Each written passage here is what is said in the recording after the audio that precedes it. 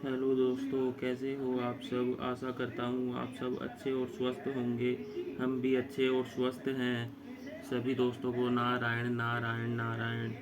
आज मैं आपको श्रीमद् भगवत गीता जी के 8वें अध्याय का महात्म्य सुनाऊंगा।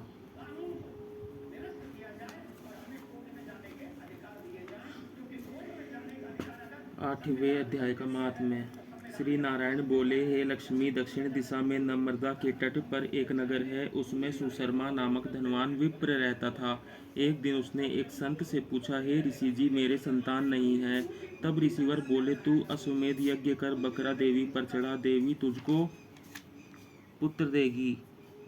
तब उस विप्र ने यज्ञ करने को एक बकरा मोल लिया, उसको स्नान करा के मेवा खिलाई। जब उसको मारने लगा तब वह कह कह शब्द करके हंसा। जब ब्राह्मण ने पूछा, हे बकरे, तू क्यों हंसा है। बकरे ने कहा, पिछले जन्म में मेरे भी संतान नहीं थी। तब एक ब्राह्मण ने मुझे भी अश्वमेध यज्ञ करने को कहा था। मैंने सारी नगरी में बकरा ढूंढा, परंतु बकरा हाथ ने लगा। ढूंढते ढूंढते एक बकरी का बच्चा दूध पीता मिला। उस बच्चे समेत बकरी को मोल ले लिया।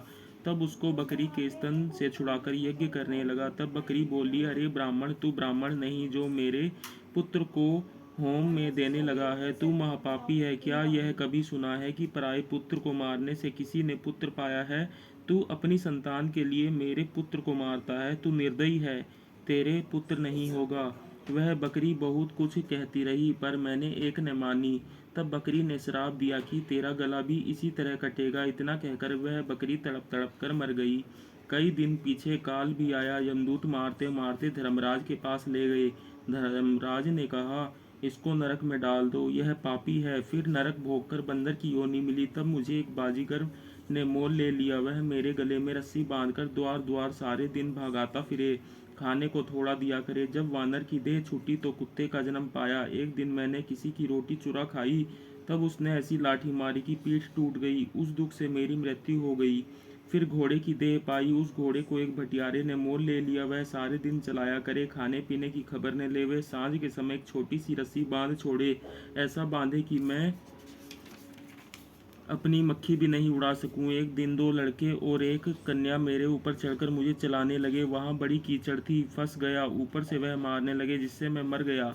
इस तरह अनेक जन्म भोगे। अब मैंने बकरे का जन्म पाया है। मैंने जाना था अब मैं सुख पाऊंगा, सो अब तूने मुझे मोल ले लिया और छुरा मारने लगा है। तब ब्राह्मण ने कहा, अरे बकरे, तुझे भी जान प्यारी है। सुन, अब मैं अपनी आंखों देखी कहता हूँ। कुरुक्षेत्र में चंद्र सुशर्मा राजा स्नान करने आया। उसने ब्राह्मण से पूछा, ग्रहण में कौन सा दान करूं।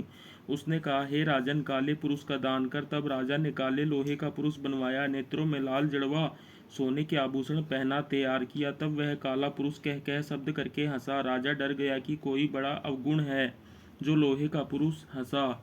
जब राजा ने बहुत दान किया तो फिर हंसा और ब्राह्मण से बोला, हे ब्राह्मण, तू मुझे लेगा।